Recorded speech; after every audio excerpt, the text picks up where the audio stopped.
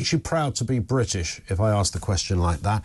The majority of every ethnic group believe kids raised in Britain should be taught to be proud of being British. That's according to a new report. The Policy Exchange highlights 72% of people recognise Britain as a force for good. People take pride in achievements. There are some obvious ones on the list here: the World Wars, Magna Carta, abolition of slavery, industrial revolution is on there as well. Let's speak to one of the authors of this report, social policy analyst Rakib Ehsan. Rakib, always good to speak. How are you, sir? Yeah, I'm very well, Ian. How are you? Yeah, good as gold. Thanks. Nice to have you with us. And I would say, you know, there's a fairly encouraging beacon that's come out of this report, certainly against the backdrop of some of the kind of stories we read of late. This seems to be pretty positive on balance.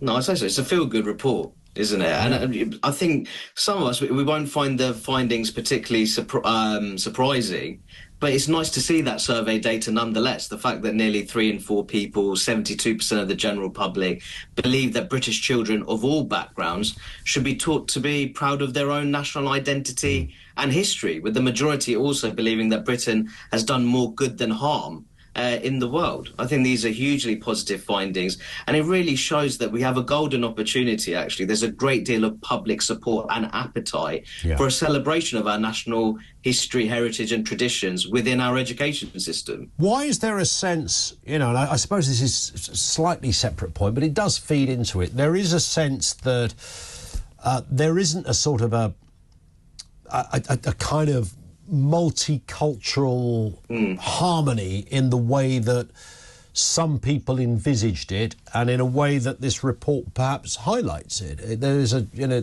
any other day of the week, as I said at the beginning, we could be doing stories, and I could be talking to you, Rakib, on stories that are sort of the antitheses of this. No, absolutely, and I think that much of that is because we've seen the importation of what I consider to be very radical identitarian ideas from the United States, for example. And the reality is Britain is not America. We're not a relatively youthful experiment which is struggling to get to grips with on the soil slavery and very recent forms of racial segregation. Britain, if you take, for example, the Battle of Bamber Bridge during World War II, you had working class pub landlords telling American commanders, no, we don't have any colour bar here. In a Lancastrian village. And I think we have very proud working class anti-racist traditions which should be celebrated and taught to our children in history lessons. I also think that there's a tendency for certain progressive liberals to represent ethnic minorities, but to the point that they're not actually reflective of their own traditional and patriotic views. I think to the point that they're actually quite far distant from those views, and I think that is a very serious problem. Yeah, there is a sort of quite obviously there's a sort of left-wing thinking where it's kind of the cool disposition is to not be proud to be British, even if you've not really looked into it, and even if you don't really believe it. That's what you have to say to wear those particular stripes, is that you know, I hate everything, the war, the subjugation of many countries, slavery is always in there as well, and to almost live your life by that side of the argument rather than the one we're discussing.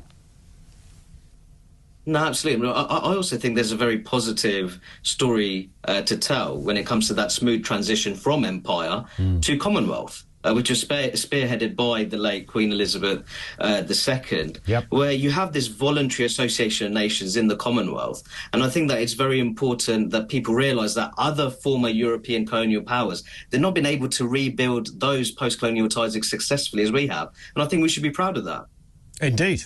Just on that point, we mentioned empire and the like. There's this other story at the moment, Rakib, about reparations, although the British government has said no plans to pay it.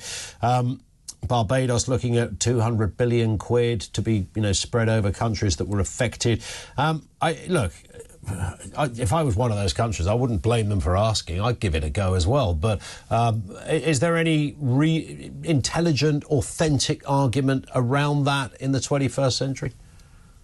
I think it's very important that we're future-oriented and we look ahead. I think that a better argument, which can be made from a British perspective, is that we should look to bolster trade and investment ties with those Caribbean nation states and ultimately look to deepen our economic collaboration. Let's look forward as opposed to looking at the past in a divisive manner. There it is. Rakib, thank you. Rakib Ehsan, with a social policy analyst from the politics, part of that group, part of the group of people who wrote that report. Thank you to him.